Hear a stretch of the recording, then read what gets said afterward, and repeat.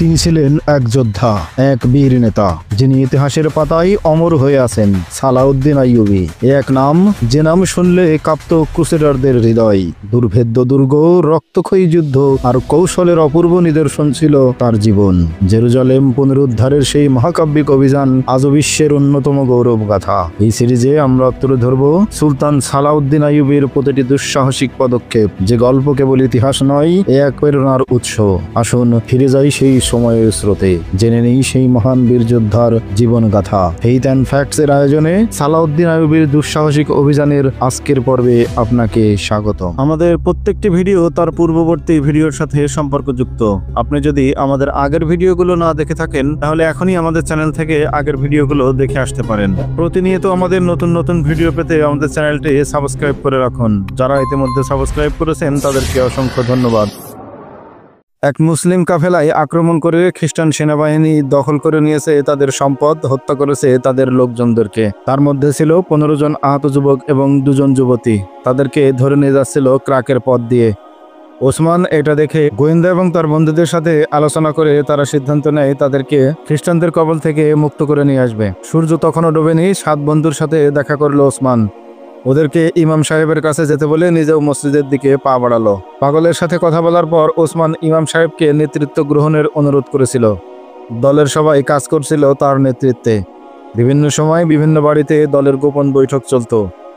অপহৃত 2 জন যুবতীকে উদ্ধার করতে হবে। ওসমানের এই সিদ্ধান্ত ছিল আত্মহত্যার শামিল। মুসির পরামর্শ অনুযায়ী ওসমান ইমাম সাহেবের বাড়ি চলে এলো। তিনি অস্থিরভাবে বারান্দায় পায়চারি করছিলেন। থেমে গেলেন ওসমানকে দেখে। ওসমান, বন্দি ছেলে তার চিৎকার তুমি শুনেছো? সম্ভবত মেয়ে 2 জন ওর বোন। ওসমান বলল, তার চিৎকারের জবাব দিতেই আমরা এখানে এসেছি ইমাম সাহেব। কিছুক্ষণের মধ্যেই আমরা 7 জন বন্ধু ওখানে পৌঁছে যাব। কি করবে তোমরা? আর কি বা করতে পারি? জানি আমাদের অনেক মেয়ে ওদের কাছে রয়েছে, কিন্তু এ 2টো মেয়ে আমাকে পরীক্ষায় ফেলে দিল। পায়চারি করতে করতে বললেন ইমাম সাহেব। মুখ উপরের দিকে তুলে ইমাম সাহেব বেদনা মাখা কণ্ঠে বললেন, খোদা, শুধু একটি রাতের জন্য আমার যৌবন ফিরিয়ে দাও। 1 রাত পর আমার জীবন ছিনিয়ে নিও। যদি বেঁচে থাকি, মৃত্যু পর্যন্ত মেয়ে 2টোর অসহায় বিলাপ ধ্বনি আমার কানে বাজবে। আমি পাগল হয়ে যাব। ওসমান বলল, আপনি আমাদের পরামর্শ দিন। আশা করি আজকের এ রাতের পর আপনাকে আর মেয়েদের নিয়ে উদ্বিগ্ন থাকতে হবে না। ওসমানের আরও 2 সঙ্গী ভেতরে ঢুকলো। পাশাপাশি 3 জন বসলো ইমাম সাহেবের বিছানায়। ইমাম সাহেব বললেন, আজকে মনে হয় আমার বুদ্ধি গুলিয়ে ফেলেছি। এতটা অধৈর্য হওয়া আমার সাজে না। কিন্তু কোনো বিবেকবান মানুষ এই চিৎকার শুনে বসে থাকতে পারবে না। স্বাভাবিকভাবেই তার ভেতরের আবেগ উত্তেজিত হয়ে ওঠে। এই আবেগকে কাজে লাগানোর জন্য যুবক হতে হয়। কিন্তু আমার সন্তানেরা, আমি অনেক বুড়ো হয়ে গেছি, সহ্য শক্তিও কমে গেছে। তোমরা যাই করতে চাও সাবধানে করো। একে একে 7 জন যুবক এসে পৌঁছলো। কিছুক্ষণ পর এলো মুসির মাথায় টুকরিতে পুরনো জুতো এবং জুতা মেরামতের যন্ত্রপাতি। টুকরিটা একপাশে রেখে সোজা হয়ে দাঁড়িয়েই হেসে উঠলেন তিনি। এখন কে বলবে এই লোকটা সারাদিন কুঁজো হয়ে বসে পৃথিবীর সাথে সম্পর্কহীনভাবে বসে বসে জুতো সেলাই করে। ইমাম সাহেব দরজা বন্ধ করে দিলেন। বার্জেস এখন আর মুসি নয়, গোয়েন্দা সংস্থার একজন অভিজ্ঞ এবং বুদ্ধিমান গুপ্তচর। বার্জেস ইমাম সাহেবকে বলল, এই যুবকেরা আজই যে মেয়ে 2টোকে ছাড়িয়ে আনতে চাইছে, এ কাজে শুধু ধরা পড়ার ভয় নয়, নিশ্চিত মৃত্যুর ঝুঁকি আছে। আমার পরামর্শ চাইলে বলি, খ্রিস্টানদের কাছে আমাদের অনেক মেয়ে রয়েছে। কাউকে এনেছে চুরি করে, কাউকে আবার কাফেলা থেকে লুট করেছে। ওদের প্রশিক্ষণ দিয়ে আমাদের বিরুদ্ধে এই গোয়েন্দা বৃত্তিতে ব্যবহার করছে। কাউকে পাঠাচ্ছে তোমাদের চরিত্র নষ্ট করতে। প্রতিটি মেয়েকে তো তোমরা ছাড়িয়ে আনতে পারবে না। যদি আমার অভিজ্ঞতা কাজে লাগাতে চাও তো বলবো, মেয়ে 2 জনের জন্য 8 জন যুবককে উৎসর্গ করা ঠিক হবে না। আল্লাহর উপর তাওয়াক্কুল করে ধৈর্য ধারণ করো। ঝাঁজের সাথে ওসমান বলল, এই অবস্থায় কি করে ধৈর্য ধারণ করতে পারি? বার্জেস বলল, এটা আমার মত। আমি কি সত্যি সত্যিই মুসি? মিশরে আমার রয়েছে উৎকৃষ্ট আরবি ঘোড়া, রয়েছে নিজের বাড়ি, রয়েছে অনুগত চাকর বাকর। একজন সম্ভ্রান্ত ও বৃত্তশালী ব্যক্তি হয়েও এখানে বসে সারাদিন আমি মানুষের ময়লা ছেঁড়া জুতো সেলাই করি। তোমরা তোমাদের ইমানি দাবি পূরণ করছো 2টো মেয়ের মুক্তির জন্য নিজেদের জীবনকে পেশ করে। কিন্তু 2 জন মেয়ে সহ অসংখ্য মেয়ের মুক্তি এবং ক্রাক সহ বিশাল এলাকা মুক্ত করার জন্য তোমাদের বেঁচে থাকা দরকার। এজন্য ধৈর্যের সাথে উপযুক্ত সময়ের অপেক্ষা করা উচিত তোমাদের। ইমাম সাহেব বললেন, সম্মানিত বার্জেস অভিজ্ঞ ব্যক্তি, আমি মেয়েদের মুক্তি অবশ্যই চাই, তবে বার্জেসের যুক্তিও এড়িয়ে যাওয়ার উপায় নেই। এক্ষেত্রে তার পরামর্শের বাইরে আমাদের কিছু করা উচিত নয়। ওসমান এবং তার সঙ্গীদের সহ্যের সীমা শেষ হয়ে গেল। বার্জেস ও ইমাম সাহেবের কথাবার্তা শুনেও তাদের মনে কোনো প্রবোধ এলো না। ইমাম ও বার্জেসের কথাকে ছাপিয়ে তাদের কানে বাজতে লাগলো আশফাকের চিৎকার এবং মেয়ে দুটোর করুণ চাহনি। মেয়ে দুজনকে উদ্ধার করার অভিযান থেকে বিরত থাকার শতযুক্তি তাদের কাছে মেয়ে দুটোর চাহনির তুলনায় নিষ্পাপ মনে হলো। ওরা বলল, মেয়েরা যেখানেই থাকুক, যে অবস্থায় থাকুক, আর তাদের উদ্ধার অভিযান চালাতে যত বড় ত্যাগই স্বীকার করতে হোক, আমরা সেখানে আক্রমণ করবই। আপনাদের দেহের খুন ভাসী হয়ে গেলেও আমাদের শিরায় তাজা খুনের অভাব নেই। আপনাদের খুনের দিকে তাকিয়ে নয়, সিদ্ধান্ত নিতে হবে আমাদের দিকে তাকিয়ে, বলল আরেক যুবক। ওসমান বলল, অপারেশনে আপনারা নন, আমরা যাব। আপনারা শুধু বলুন কোন পথে গেলে আমরা বেশি সফলতার আশা করতে পারি। ইমাম সাহেব এবং বার্জস তৎক্ষণাৎ কোনো জবাব দিতে পারল না। কক্ষে 10 জন প্রাণী, কেউ মুখ খুলছে না। গুমট নীরবতায় ছেয়ে গেল কক্ষ। এ যেন বিস্ফোরণের পূর্ব মুহূর্ত। 8 জন যুবকের চেহারায় আগুন ঝরা দৃঢ়তা, মৃত্যুর জন্য প্রস্তুত ওরা। অনেকক্ষণ পর নীরবতা ভেঙে বার্জেস বললেন, খ্রিস্টান রাজাদের পানশালায় আমাদের 2 জন গোয়েন্দা চাকরের বেশে কাজ করে। সুবাক বিজয়ের পর খ্রিস্টানদের ছদ্মবেশে ওরা চলে এসেছিল। এখানে এসে পানশালায় চাকরি নিয়েছে গুপ্তচরের কাজ হিসেবে। ব্রিটেন, ইটালি, ফ্রান্স ও জার্মানির অন্যান্য দেশের সম্রাটগণ যেখানে বসে আমাদের বিরুদ্ধে যুদ্ধের পরিকল্পনা করে, তোমরা নিশ্চয়ই সেই প্রাসাদ দেখেছ। সেই প্রাসাদের বিশাল এক কক্ষে ওদের পানশালা। রাতে সেখানে নৃত্যসঙ্গীতের আসন বসে। আনন্দ ফুর্তি করার জন্য মেয়েরা থাকে। মাঝরাত পর্যন্ত মদ পান এবং আনন্দ ফুর্তির জলসা চলে। কক্ষটা উপরতলায়, ওখান থেকে সমগ্র শহর চোখে পড়ে। কক্ষের চারপাশে কড়া সেনা প্রহরা। সাধারণ মানুষ তো দূরের কথা, সম্রাটটা ছাড়া অন্য কোনো মহান ব্যক্তিও এই কক্ষের আশেপাশে যেতে পারে না। মেয়ে 2 জন রাতে কোথায় থাকবে আমি এই তথ্য সংগ্রহ করতে পারবো, কিন্তু ওরা যেখানে থাকবে সে পর্যন্ত যাওয়া তোমাদের পক্ষে সম্ভব হবে না। সেখানে পৌঁছার কোনোই কি উপায় আছে? না, নাই। তবে বাইরের সেনাবাহিনী আক্রমণ করলেই কেবল ওখান পর্যন্ত যাওয়া যাবে। সেনাবাহিনী আক্রান্ত হলে সম্রাটগণ কক্ষের বাইরে চলে আসবে আক্রমণ ঠেকানোর জন্য। কক্ষের প্রহরীরাও হয়তো তখন সরে আসবে সেখান থেকে। কিন্তু আজ রাতে ক্রাকে কোনো সেনা অভিযান হচ্ছে না। সুলতান আইয়ুবী কবে নাগাদ ক্রাক আক্রমণ করবেন তাও বলা যায় না। বাইরের দিক থেকে শুধু আক্রমণ করার দরকার, জানতে চাইল ওসমান। আপনি বলতে চাইছেন আক্রান্ত হলে লোকজন মেয়েদের রেখে ওখানে চলে আসবে, এই সুযোগে ছেলেরা মেয়েদের তুলে নিয়ে আসতে পারবে, এই তো? বার্জেসের কাছে ইমাম সাহেব জানতে চাইলেন। হ্যাঁ, আমি তাই বলতে চাইছি। শহরে বড় কোনো ঝামেলা বা আক্রমণ হলে অথবা যুদ্ধের রসদে আগুন লাগালেও কি সবাই ওখানে ছুটে আসবে? হ্যাঁ, জবাব দিলেন বার্জেস। গভীর চিন্তায় ডুবে গেলেন ইমাম সাহেব। ইসলামের ইতিহাসের একটি ঘোষণা ভেসে উঠল তার মনের পর্দায়। একে একে বার্জেস এবং 8 জন যুবকের দিকে তাকালেন তিনি। বললেন, সম্মানিত বার্জেস, আমার মুজাহিদ বন্ধুরা, আমাদের সামনে আজ এক কঠিন পরীক্ষা। এই কঠিন পরীক্ষা মোকাবেলায় আমাদের করণীয় কি, সে ব্যাপারে আপনারা নিজেদের মত প্রকাশ করেছেন। বার্জেসের বক্তব্যে আছে বাস্তবতা এবং যুক্তি, যুবক বন্ধুদের বক্তব্যে আবেগ। কিন্তু কোনো সচেতন মুসলমান এবং যুক্তি বা আবেগ দিয়ে এ ধরনের সমস্যার ফয়সালা করে না। তার সামনে থাকে কোরআন এবং সুন্নাহ। কোরআন এবং সুন্নাহর মূলনীতি এক্ষেত্রে স্ট্যান্ডার্ড হিসেবে আমাদের পথ দেখাতে পারে। এ ধরনের সমস্যা সমাধানের ক্ষেত্রে ইসলামের রীতি কী হতে পারে তা বোঝার জন্য আমি আপনাদের সামনে ইসলামের ইতিহাসের একটা ঘটনা তুলে ধরতে চাই।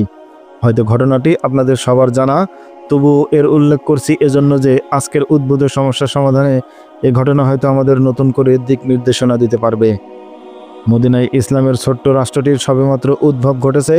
অস্ত্রবল নেই, জনবল নেই। মক্কা থেকে সহায় সম্বলহীন অবস্থায় মুজাহিদরা এসে আশ্রয় নিয়েছে মদিনায়। তাদের ভরণ পোষণের দায়িত্ব পালন করতেই হিমশিম খাচ্ছেন মদিনার গুটি কয়েক আনসার। মহানবী সাল্লাল্লাহু আলাইহি সাল্লাম তার নিবেদিত প্রাণ সেই মুষ্টিময় সাহাবীদের সামনে এখন বেঁচে থাকার কঠিন পরীক্ষা। একদিন তারা খবর পেলেন সিরিয়ার দিক থেকে আবু সুফিয়ানের নেতৃত্বে বিপুল পরিমাণ মাল সামানা সহ এগিয়ে আসছে একটি বাণিজ্য কাফেলা। এরপর পরে খবর এলো উল্টো দিক থেকে, অর্থাৎ মক্কার দিক থেকে সশস্ত্র কাফেরগণ এক বিশাল সেনাবাহিনী নিয়ে মদিনা আক্রমণ করার জন্য এগিয়ে আসছে।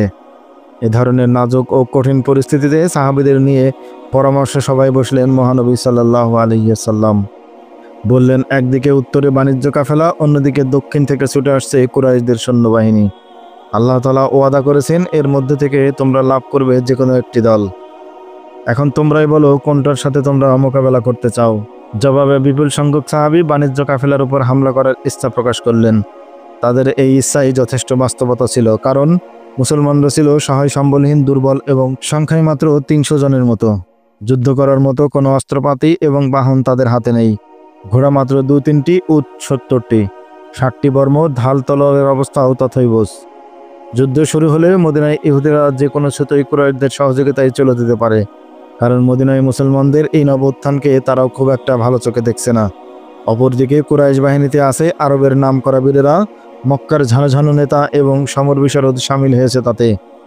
মাত্র 6 মুসলমানের মোকাবেলায় ওখানে সমবেত হয়েছে সহস্র যোদ্ধা। তারা প্রত্যেকেই তেজি বাহন ও উৎকৃষ্ট অস্ত্রশস্ত্রে সুসজ্জিত।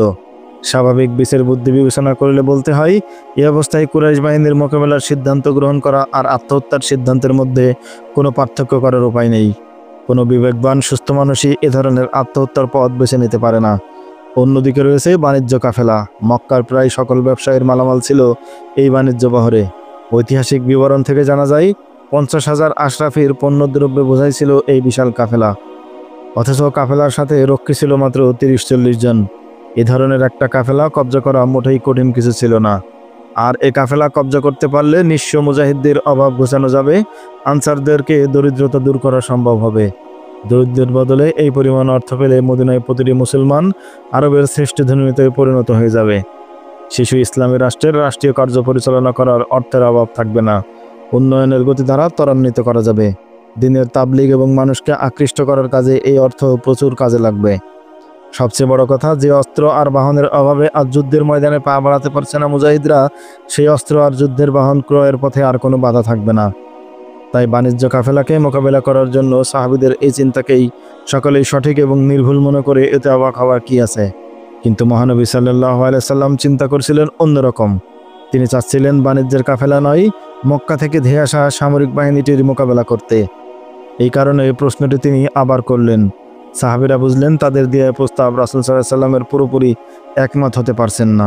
মুজাহিদের মধ্য থেকে তখন মিকদাদ ইবনে আমর রাদিয়াল্লাহু তাআলা আনহু দাঁড়িয়ে বললেন, হে আল্লাহর রাসূল, আপনার রব আপনাকে যেদিকে যেতে আদেশ করেছেন আপনি সেদিকেই আমাদের নিয়ে চলুন। আপনি যেদিকেই যান আমরা আপনার সাথে আছি। বনি ইসরায়েলের মতো আমরা বলবো না, যেমন তারা মুসা আলাইহিস সালামকে বলেছিল, তুমি আর তোমার খোদা গিয়ে লড়াই করো, আমরা এখানেই রইলাম। আমরা কথা দিচ্ছি ততক্ষণ পর্যন্ত আমরা আপনার সাথে প্রাণপণে লড়ে যাব, যতক্ষণ আমাদের একটি চোখও দেখতে পাবে। এবার আনসারদের দিকে তাকিয়ে মহানবী সাল্লাল্লাহু আলাইহি সাল্লাম প্রশ্নটি আবার করলেন। সাহাবীরা বুঝলেন এবার তিনি আনসারদের মতামত জানতে চাচ্ছেন। তখন আনসার সায়েদ ইবনে মুয়াজ রাদিয়াল্লাহু তাআলা আনহু উঠে দাঁড়ালেন এবং বললেন, আমরা আপনার প্রতি ঈমান এনেছি, আপনাকে সত্য বলে মেনে নিয়েছি। আপনি যা নিয়ে এসেছেন তাই চিরন্তন সত্য। আপনার কথা শোনা এবং তা মেনে নেওয়ার প্রতিশ্রুতি আমরা আপনাকে দিয়েছি। অতএব হে আল্লাহর রাসূল, আপনার যা ইচ্ছা আপনি তাই করুন। যে খোদা আপনাকে মাহাত্ম্য সহ পাঠিয়েছেন তার শপথ, আপনি যদি আমাদের নিয়ে সাগরে গিয়ে পৌঁছান এবং তাতে ঝাঁপিয়ে পড়েন তবে আমরা একজনও পিছনে পড়ে থাকব না। আপনি যদি কাল আমাদের দিয়ে দুশমনের মোকাবেলায় যান তবে তা আমাদের জন্য মোটেই দুঃসহ হবে না। যুদ্ধে আমরা দৃঢ় এবং অটল থাকব, লড়াইয়ের ময়দানে অকাতরে বিলিয়ে দেব আমাদের প্রাণ। অসম্ভব নয় যে আল্লাহ আমাদের দ্বারা আপনাকে এমন কিছু করে দেখাবেন যা দেখে আপনার চোখ শীতল হয়ে যাবে। কাজেই আল্লাহর বরকতের উপর ভরসা করে আমাদের নিয়ে রওনা হন। মুহাজির এবং আনসারদের পক্ষ থেকে এমন কঠিন সিদ্ধান্ত গ্রহণ কোনো সহজসাধ্য কাজ ছিল না। যুক্তিবুদ্ধি দিয়ে কখনো এমন সিদ্ধান্তে পৌঁছা সম্ভব ছিল না। মুসলমানরা যখন ঈমানের বলে বলিয়ান হয় তখনই কেবল এমন কঠিন সিদ্ধান্ত নেওয়া সম্ভব হয়। আর মুসলমানরা যখন এমন সিদ্ধান্ত গ্রহণ করে তখনই কেবল আল্লাহর সাহায্যের আশা করা যায়। এসব বক্তৃতা ভাষণের পর ঠিক হলো যে বাণিজ্য কাফেলার পরিবর্তে শত্রু সেনাবাহিনী মোকাবেলা করা হবে। এই সিদ্ধান্তের পর মুসলমানরা মক্কার দিকে রওনা হলো এবং বদর প্রান্তরে দুই বাহিনীর মুখোমুখি হলো। ইতিহাস এই যুদ্ধে বদর যুদ্ধ নামে পরিচিত। এই যুদ্ধে মুষ্টিমেয় মুসলিমের হাতে বিশাল কুরাইশ বাহিনীর শোচনীয় পরাজয় ঘটে। তাদের বাঘা বাগানেদাদের অধিকাংশই নিহত হয় এবং 70 জনের মতো বন্দী হয়। এই ঘটনা থেকে আমরা বুঝতে পারি তুলনামূলকভাবে সহজ পথটি ধরে চলতে চায় মানুষ, কিন্তু রাসূলের সুন্নাহ হচ্ছে বিপদ থেকে পালিয়ে বেরিয়ে লাভ নেই, বরং বিপদ যত কঠিন আর দূর হবে ততই তাড়াতাড়ি তার মোকাবেলায় এগিয়ে যেতে হবে। এটি শুধু রাসূলের সুন্নাহ নয়, আল্লাহ চান তার প্রিয় বান্দারা যেন সহজ পথের পরিবর্তে ঝুঁকিপূর্ণ পথেই অগ্রসর হয়। সূরা আনফালে আল্লাহ এই প্রসঙ্গে বলেন, স্মরণ করো সেই সময়ের কথা যখন আল্লাহ তোমাদের কাছে ওয়াদা করেছিলেন যে দুটি দলের মধ্যে একটি তোমরা পাবে। তোমরা চাচ্ছিলে দুর্বল দলটি তোমাদের হস্তগত হোক, কিন্তু আল্লাহ চাইলেন তার বাণী দ্বারা সত্যকে সত্যরূপে প্রতিষ্ঠা করতে, কাফেরদের শিকড় কেটে দিতে এবং বাতিলকে বাতিল বলে প্রমাণ করতে। পাপীদের পক্ষে তা যতই দুঃসহ হোক না কেন, আজ আমরা যে সমস্যায় পড়েছি সেখানেও আমাদের জন্য দুটো পথ খোলা রয়েছে। ইচ্ছা করলে হিকমতের কথা বলে আমরা চুপ করে যেতে পারি। তাতে 8 জন মুজাহিদের জীবনে কেবল রক্ষা পাবে তা নয়, অভিযান পরিচালনা করলে এ এলাকায় মুসলমানদের উপর যে বিপদ নেমে আসার সম্ভাবনা আছে তা থেকেও তারা রেহাই পাবে। আবার আমরা ইচ্ছা করলে চূড়ান্ত আঘাত হেনে মেয়েদের উদ্ধার করার একটা প্রচেষ্টাও চালাতে পারি। ভালো করে ভেবে দেখুন কোন পথে আপনারা এগোবেন। দীর্ঘ বক্তৃতা দিয়ে ইমাম সাহেব থামলেন। ওসমান বলল, আল্লাহ ও রাসূলের দেখানো পথেই আমরা এগোবো। কোনো রকম ঝুঁকিরই আমরা পরোয়া করি না। যদি বলেন এ আত্মহত্যার ফয়সালা, তবু আমরা পিছপা হব না। সালাউদ্দিন আইয়ুবের কাছ থেকেও আমরা এটাই শিখেছি যে দুনিয়ায় ভীরু কাপুরুষের কোনো জায়গা নেই, বরং যারা প্রতিদিন এমনি করে একবার আত্মহত্যার সিদ্ধান্ত নিতে পারে পৃথিবীতে বেঁচে থাকে শুধু তারাই। বার্জেস বললেন, সেক্ষেত্রে আমি বলবো একটিমাত্র স্থানে আগুন লাগালেই কেবল মেয়েদের উদ্ধারের সুযোগ সৃষ্টি হতে পারে। তাড়াতাড়ি বলুন। অধৈর্য হয়ে উঠল ওসমান। কোথায় আগুন লাগাতে হবে বলুন তো, সমগ্র শহরে আগুন লাগিয়ে দেব। বার্জেস বললেন, সামরিক ঘোড়া কোথায় বাঁধা থাকে তোমরা নিশ্চয় দেখেছো। একই স্থানে রয়েছে 600 ঘোড়া, বাকিগুলো বিভিন্ন স্থানে। এর পাশে রয়েছে সমপরিমাণ উট। আর একটু এগিয়ে গেলেই দেখবে শুকনো ঘাস এবং খড়ের স্তূপ রয়েছে। তার উপরে সৈন্যদের তাঁবু। ওখানে ঘোড়া ছাড়াও রয়েছে যুদ্ধের সরঞ্জাম। শুকনো ঘাস এবং খড়ের স্তূপে আগুন লাগার সাথে সাথেই সেগুলো দাউ দাউ করে জ্বলে উঠবে। তবে আগুন লাগানো এত সহজ ব্যাপার নয়। পুরো এলাকায় পাহারা দিচ্ছে সশস্ত্র সেন্ট্রি। রাতে ও পথে কেউ যেতে পারে না।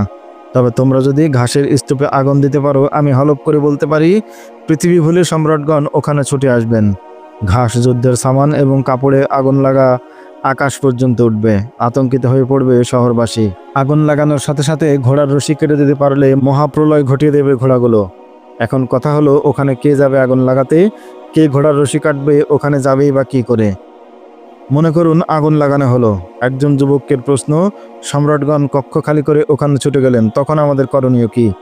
আমি তোমাদের সাথে থাকবো। আমাকে ছাড়া তোমরা ওখানে যেতে পারবে না। আমার যে দুজন লোক ওখানে আছে তার কাছ থেকে জেনে নিতে পারবো মেয়ে দুজন কোথায় আছে। তিনি আরো বললেন, কিন্তু তোমাদের চিন্তা করতে হবে মেয়েদের এনে লুকাবে কোথায়।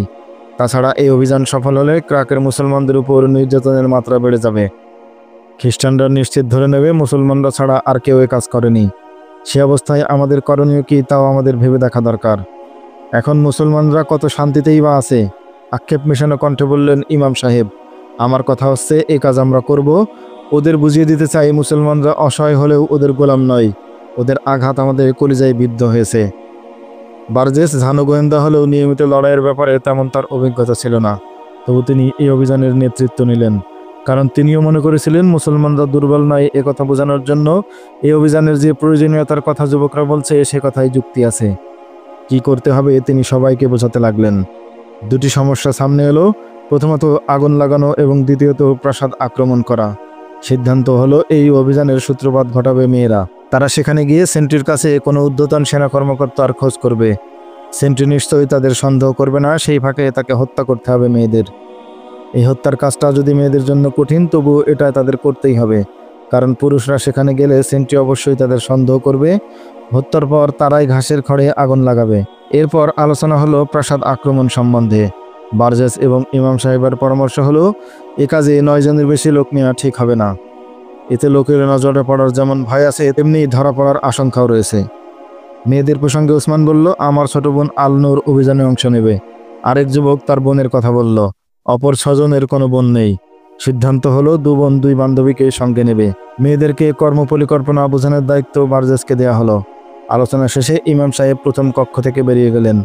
এরপর যুবকরা একজন একজন করে বাইরে বেরিয়ে এলো। বার্জেস বেরোলেন সবার শেষে। টুকরিটা মাথায় তুলে নিলেন তিনি। হাঁটতে লাগলেন মাথা নুইয়ে, ধীরে ধীরে। তাকে দেখে মনে হয় পৃথিবীর সকল দুঃখের বোঝা মাথায় নিয়ে এই লোকটা এগিয়ে যাচ্ছে। ওসমান একাকী বাড়ির পথ ধরল। তার বাড়ি এখনও বেশ খানিকটা দূরে। হঠাৎই অন্ধকার ফুঁড়ে তার সামনে এসে দাঁড়ালো কেউ। ভয় পেয়ে পিছিয়ে গেল ওসমান। অন্ধকারে শোনা গেল কারো খিলখিল হাসির শব্দ।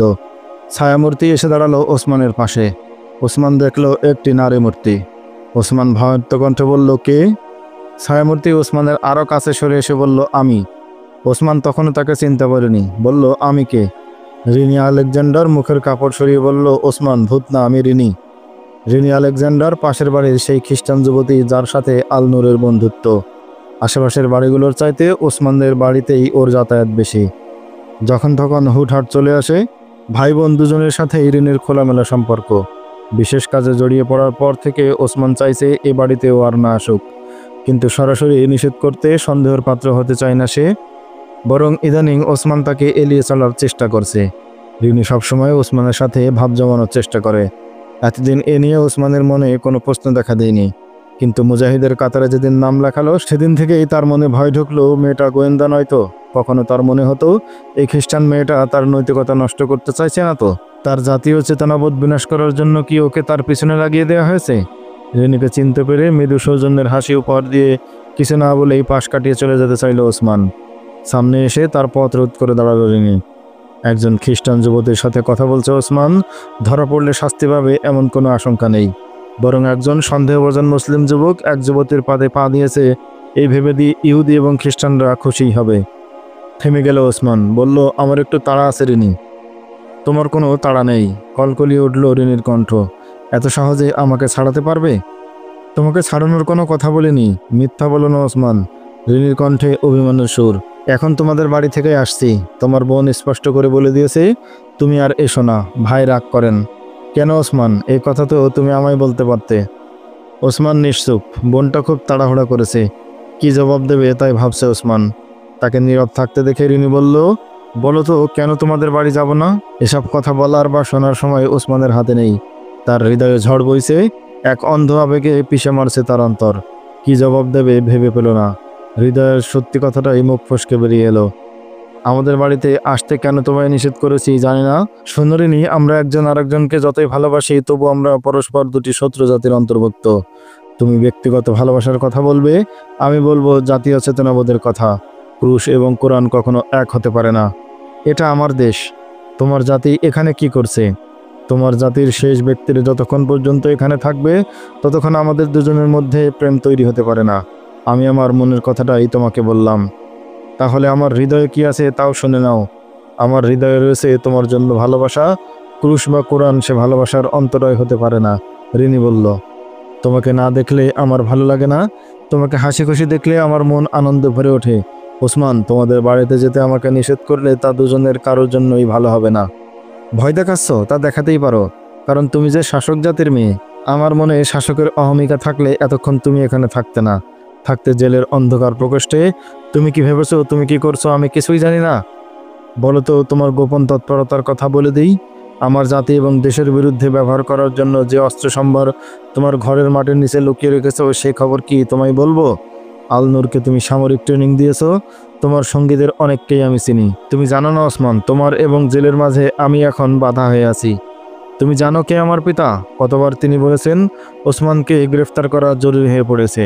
প্রতিবারই আমি অনুনয় বিনয় করে বলেছি ওসমানের বোন আমার বন্ধু, তাছাড়া ওর পিতার একটা পা নেই। আব্বা আমায় শাসিয়ে বলেছেন ওদের সাথে সম্পর্ক ছিন্ন করো। মুসলমানরা ভালোবাসার পাত্র নয়। আমি আমার পিতামাতার একমাত্র সন্তান, এজন্য তারা আমার ইচ্ছার বিরুদ্ধে কিছু করতে পারছেন না, নইলে কবেই তুমি অন্ধকার প্রকোষ্ঠে ঢুকে যেতে। রিনির কথা শুনে ওসমান পাথরের মতো জমে গেল। তার ঠোঁট দুটো যেন শক্ত কাঠের আটা দিয়ে কেউ আটকে দিয়েছে। সে কিছুই বলতে চাইলো, কিন্তু কিছুতেই ঠোঁট দুটো আলাদা করতে পারল না। রিনির চোখ থেকে টপ টপ করে অশ্রুর ফোঁটা পড়তে লাগলো। গলা বসে এলো তারও। আর কোনো কথা না বলে সে মাথা নিচু করে দাঁড়িয়ে রইল। ওসমান আবারও কথা বলতে চেষ্টা করলো, কিন্তু এবারও তার গলা দিয়ে কোনো স্বর বের হলো না। সূর্য ডুবেছে অনেক আগে, জেকে বসে আছে রাতের আধার। পথের মাঝখানে দাঁড়িয়ে আছে ওরা দুই যুবক যুবতী। কারো মুখে কোনো কথা নেই। ওসমান বেশ কিছুক্ষণ চুপ থাকার পর যখন সম্বিত ফিরে পেয়ে রিনিকে পাশ কাটিয়ে এগিয়ে যাওয়ার জন্য পা বাড়ালো, সে এক পা এগোতে রিনি আবার তার সামনে এসে তার পথ রোধ করে দাঁড়ালো। পলকে দুজনের মাঝের সব ব্যবধান ঘুচে গেল। ওসমানের বুকের সাথে মিশে গেল রিনি। ওর দুটো হাত ওসমানের কোমর পেঁচিয়ে ধরলো। ওর শরীরের সুগন্ধ ছড়িয়ে পড়লো ওসমানের চারপাশে। দুজনের নিঃশ্বাস মিলেমিশে একাকার হয়ে যাচ্ছে। ওসমানের গাল স্পর্শ করছে রিনির রেশম কোমল চুল। ওসমান মুক্ত হওয়ার চেষ্টা করতে রিনি ছেড়ে দিল তাকে। আমায় মুক্তি দাও রিনি। ওসমানের বিধ্বস্ত কণ্ঠ। আমায় পাথর হতে দাও। আমার আর তোমার পথ এক নয়। দুজন কখনো একত্রে চলতে পারবো না। তোমার বাপ মা যেমন এটা মেনে নেবেন না, তেমনি আমরাও। আমরা নিরুপায় রিনি, আমাকে তুমি ক্ষমা করো। তোমার প্রেম বন্ধন থেকে মুক্তি দাও আমায়। ওসমান, এই কি তোমার মনের কথা? তুমি কি পারবে তোমার হৃদয়ের গোপন কুঠুরিতে আমার যে ছবি আঁকা আছে তা মুছে ফেলতে? বলো, পারবে? এছাড়া আমি আর কি করতে পারি রিনি? আবেগ দিয়ে তো জগৎ চলে না। বাস্তবতাকে অস্বীকার করব সে শক্তি আমার কোথায়? বলল ওসমান। প্রেম উৎসর্গ চাই। রিনির কণ্ঠে মাদকতা। বলো কি ত্যাগ চাও তুমি আমার কাছে? এই মুহূর্তে তোমার কাছে আমার চাওয়া কিছুই নেই, শুধু চাই আমাকে ভুলে যাও, ক্ষমা করো আমাকে। অসম্ভব, তুমি আমার জীবনের প্রথম এবং শেষ মনের মানুষ। তোমাকে ভুলে যাওয়া আমার পক্ষে কিছুতেই সম্ভব নয়। তবে তুমি চাও বা না চাও, আমি কথা দিচ্ছি আজ থেকে তোমার যা ইচ্ছে তুমি করে বেড়াও। এতে তোমার যে বিপদ আসবে সে বিপদ আমার। তোমায় আমি কখনো গ্রেফতার হতে দেব না। ওসমান গভীর হতাশা ছাড়িয়ে বলল, আর বাস্তবতা আমাকে বলছে ওসমান, এই মাদকতাময় দেহ আর রেশম কোমল চুলের ফাঁকে তুমি কোনোদিন জড়াতে পারো না। এ অনুচিত, এ অসম্ভব। আর তাই আমিও প্রতিজ্ঞা করছি, আমার মনে কি আছে তা তোমাকে কখনোই বলবো না। প্রাণ গেলেও আমি আমার জাতির শত্রুপক্ষের কোনো ঘরের কোনো যুবতীর প্রেমের ফাঁদে পা দেব না। ঠিক আছে ওসমান, তোমার প্রতিজ্ঞা তোমার কাছে জমা থাক। আমার ভালোবাসার জন্য আমি কতটা ত্যাগ স্বীকার করতে পারি, আজ থেকে সে পরীক্ষা আমি দিয়ে যাব। যাও ওসমান, তোমার খুব তাড়া। তোমাকে অনেকক্ষণ আটকে রেখেছে বলে দুঃখিত, তবে তুমি চাও বা না চাও তোমার বাড়ি আসা আমি কখনোই বন্ধ করব না। পথ ছেড়ে দাঁড়ালো যিনি, দ্রুত পা চালালো ওসমান। তার অনেক সময় এরই মধ্যে নষ্ট হয়ে গেছে। ওসমান ছুটে চলল দুজন মুসলিম মেয়েকে উদ্ধার করার অভিযানে। এদিকে রিনি দাঁড়িয়ে রইল ওসমানের পথ চেয়ে। কি ঘটতে যাচ্ছে সামনের রাতে, কতটা ভয়ালো হতে পারে সেই রজনী, জানতে আমাদের পরবর্তী ভিডিওর অপেক্ষা করুন। দেখা হবে নতুন ভিডিওতে। সে পর্যন্ত সকলে ভালো থাকবেন। আল্লাহ হাফেজ। আসসালামু আলাইকুম আ রহমতুল্লাহ।